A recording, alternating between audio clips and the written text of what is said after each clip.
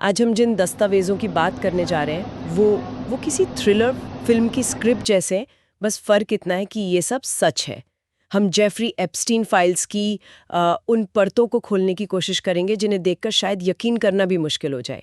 सोचिए, लगभग 35 लाख दस्तावेज, 1,80,000 से ज्यादा तस्वीरें और 2,000 से ज्यादा वीडियो, और ये सब अमेरिकी न्याय विभाग ने जारी किया है। ये सिर्फ कागज नहीं है, ये एक ऐसी दुनिया का नक्शा है जहां दौलत, ताकत और सियासत सब मिलकर दशकों तक भयानक अपराधों पर पर्दा डालते रहे। तो आज हमारी कोशिश यही रहेगी कि इस नक्शे को थोड़ा समझें, देखें कि इन फाइलों से कौन से राज बाहर आ रहे हैं, कौन से बड़े नाम सामने हैं, और सबसे जरूरी, उन पीड़ितों की कहानी क्या है जिनकी आवाज अब तक दबाई जा रही थी। तो चलिए इस जाल के धागे एक एक करके खोलना शुरू करते हैं। सबसे पहले तो यही समझना होगा कि ये सिर्फ एक आदमी जेफरी एप्स्टीन की कहानी है ही नहीं, ये एक पूरे इकोसिस्टम की कहानी है, एक नेटवर्क की।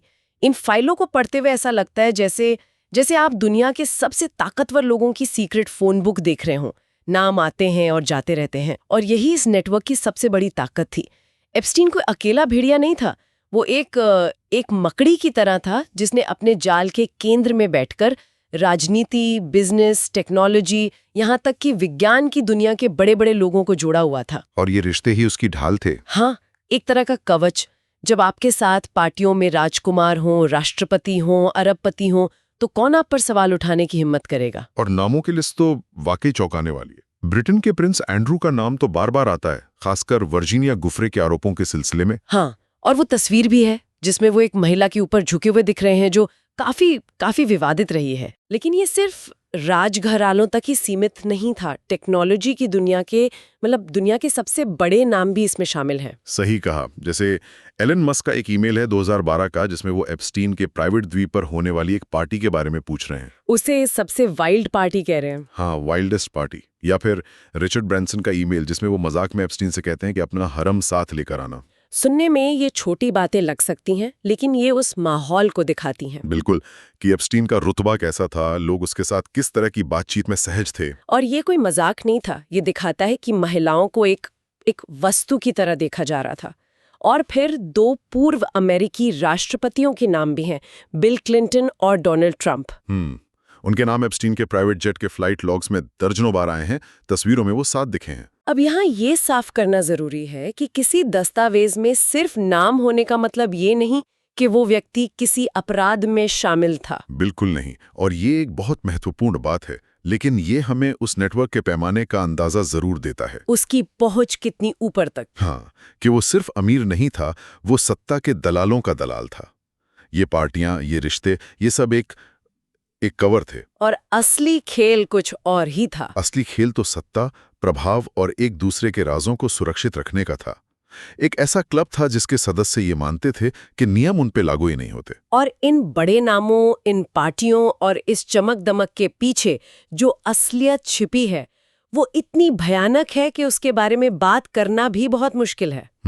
फाइलों में जो पीड़ितों की आपबीती है, उसे पढ़ना किसी के लिए भी आसान नहीं होगा। और यही इस मामले का सबसे स्याह पहलू है।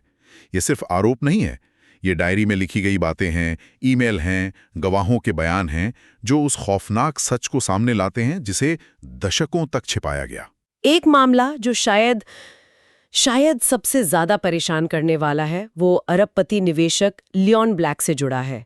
फाइलों में एक पीड़िता की डायरी के पन्ने हैं, हाँ, जिसमें उसने ब्लैक पर हिंसक यौन शोषण का आरोप लगाया है। ये फर्स्ट पर्सन अकाउंट है उसकी अपनी लिखाई में। और उस पीड़िता की उम्र उस वक्त सिर्फ 16 साल थी।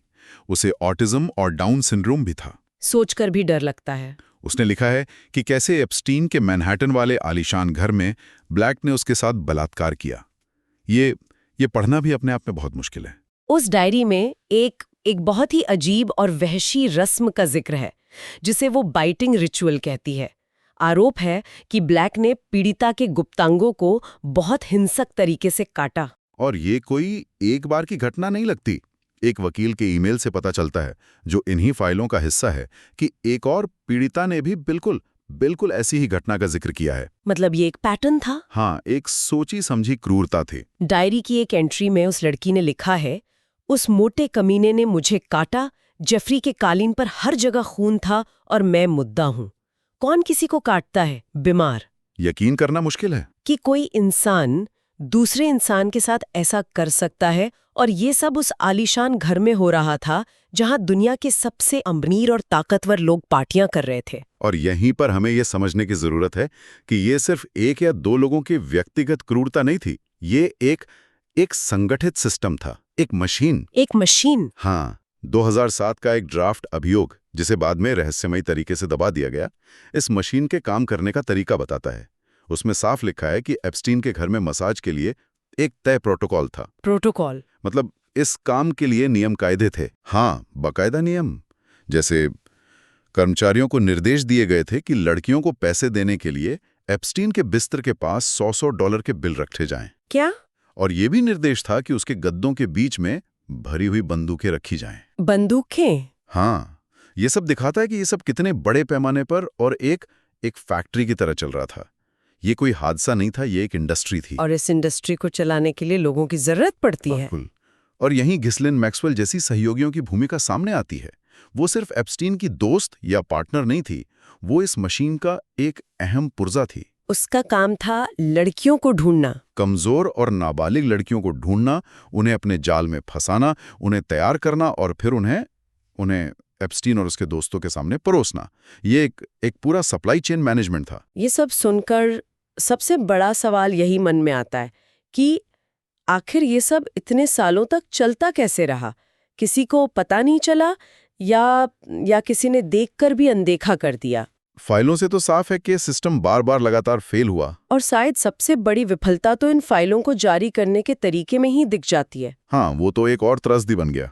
सालों की लड़ाई के बाद जब ये दस्तावेज बाहर आए तो उम्मीद थी कि अब पारदर्शिता आएगी, लेकिन जो हुआ। आप उस लीक की बात कर रहे हैं जिसमें पीड़ितों की जानकारी पब्लिक कर दी गई? हाँ, अमेरिकी न्याय विभाग यानी DOJ ने जब ये फाइलें जारी की तो उन्होंने दर्जनों पीड़ितों के नाम, उनकी तस्वीरें और उनकी निजी जानकारी को बिना छिपाए, मतलब बिना रिडैक्ट किए सार्वजनिक कर दिया। ये तो अविश्वसनीय है। वकीलों ने इसे अमेरिकी इतिहास में पीड़ितों की गोपनीयता का सबसे भयानक उल्लंघन कहा है। सोचिए, जिन लोगों ने हिम्मत करके अपनी आपबीती सुनाई, उन्हीं की पहचान को सरेआम कर दिया गया। मतलब कम से कम 43 पीड़ितों के नाम इस तरह उजागर हो गए। मतलब जिस संस्था पर न्याय दिलाने की जिम्मेदारी थी, उसी ने पीड़ितों को और ज्यादा तुनथुन पहुंचाया। और सिर्फ यही गड़बड़ी नहीं हुई थी, है ना? नहीं, कुछ फाइलें तो गायब भी हो गई थी। बिल्कुल। कुछ फाइलें हैं जिनमें डोनाल्ड ट्रंप की एक तस्वीर भी शामिल थी, अचानक DOJ की वेबसाइट से गायब हो गईं।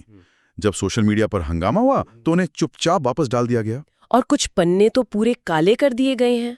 हाँ, 500 से ज्यादा पन्ने। उन पर क्या है कोई नहीं जान सकता। तो एक तरफ 2008 में वो हल्की सजा वाली प्ले डील, और अब इतने सालों बाद जब सबूत सामने आ रहे हैं तो उन्हें जारी करने में इतनी बड़ी लापरवाही। एक पैटर्न सा दिखता है। ऐसा लगता है जैसे कोई अदृश्य हाथ है जो इन शक्तिशाली लोगों को बचाने की कोशिश कर रहा है। क्या अमीरों और शक्तिशाली लोगों के लिए कानून वाकई अलग है? कई लोग इसे ही अभिजात वर्ग की दंड मुक्ति या एलीट इम्यूनिटी कहते हैं। ये वो धारणा है कि अगर आपके पास पैसा है, रुतबा है और ऊंचे संपर्क हैं तो आप कानून से ऊपर हैं। और एप्स्टीन का मामला तो इसका सबसे बड़ा उदाहरण है। सबसे बड़ा। 2008 की वो प्ली डील याद कीजिए, जिसे उस वक्त के अमेरिकी अटॉर्नी अलेक्जेंडर अकोस्टा ने मंजूरी दी थी। हाँ, वो प्ले डील जहां उन पर नाबालिग लड़कियों की ट्रैफिकिंग के इतने गंभीर आरोप थे और सजा के नाम पर बस 13 महीने की जेल में। वो भी ऐसी जेल जहां से वो दिन में काम करने के लिए बाहर जा सकते थे। ये तो न्याय का मजाक उड़ाने जैसा था। और यही एलीट इम्यूनिटी है। जब सबूतों का पहाड़ हो लेकिन नतीजा कुछ ना निकले तो लोगों का न्याय व्यवस्था से भरोसा उठने लगता है। ये दिखाता है कि सिस्टम को कैसे अपने फायदे के लिए मोड़ा जा सकता है, कैसे न्याय खरीदा या बेचा जा सकता है। और इस मामले का असर सिर्फ अमेरिका तक ही नहीं रुका। जनवरी 2026 में जैसे ही ये फाइलें पब्लिक हुई, दुनिया भर में एक राजनीतिक भूचाल सा आ गया। हाँ, क्योंकि इस नेटवर्क की जड़ें बहुत गहरी और बहुत दूर तक फैली हुई थीं। अटलांटिक के पार भी इसकी गूंज सुनाई दी। बिल्कुल। स्लोवाकिया के राष्ट्रीय सुरक्षा सलाहकार मिरोस्लाव लाजेक उन्हें इस्तीफा देना पड़ा। क्यों? क्योंकि एप्स्टीन के साथ उनके कुछ ईमेल सामने आ गए जिनमें वो खूबसूरत लड़कियों के बारे में बात कर रहे थे। अच्छा। ब्रिटेन में लेबर पार्टी के एक बड़े नेता लॉर्ड पीटर मैंडलसन को पार्टी से इस्तीफा देना पड़ा और उन पर पुलिस जांच शुरू हो गई। यहाँ तक कि नॉर्वे की क्राउन प्रिंसेस मिट मैरिट को भी सार्वजनिक रूप से माफी मांगनी पड़ी। हाँ, अपने और एप्स्टीन के संबंधों के लिए। ये दिखाता है कि इस नेटवर्क से जुड़ने की कीमत अब बहुत ज्यादा हो गई है, चाहे वो कानूनी तौर पर हो या सामाजिक तौर पर। जो बात मुझे सबसे ज्यादा हैरान कर रही है वो ये है कि ये सब कितनी तेजी से हुआ। सालों तक ये लोग बचे रहे, लेकिन फाइलें सामने आते ही इस्तीफे होने लगे, जांचें शुरू हो गईं। हाँ, ऐसा लगा जैसे सिर्फ एप्स्टीन से नाम जुड़ जाना ही अपने आप में एक जहर बन गया हो। इन फाइलों ने हमें एक ऐसी दुनिया की झलक दी है जहां सत्ता और पैसे के दम पर दशकों तक इंसानियत को रौंदा गया और किसी को कानो कान खबर नहीं हुई। इन दस्तावेजों का बाहर आना यकीनन पारदर्शिता की तरफ एक कदम है, लेकिन ये भी साफ है कि न्याय का सफर अभी मीलों लंबा है।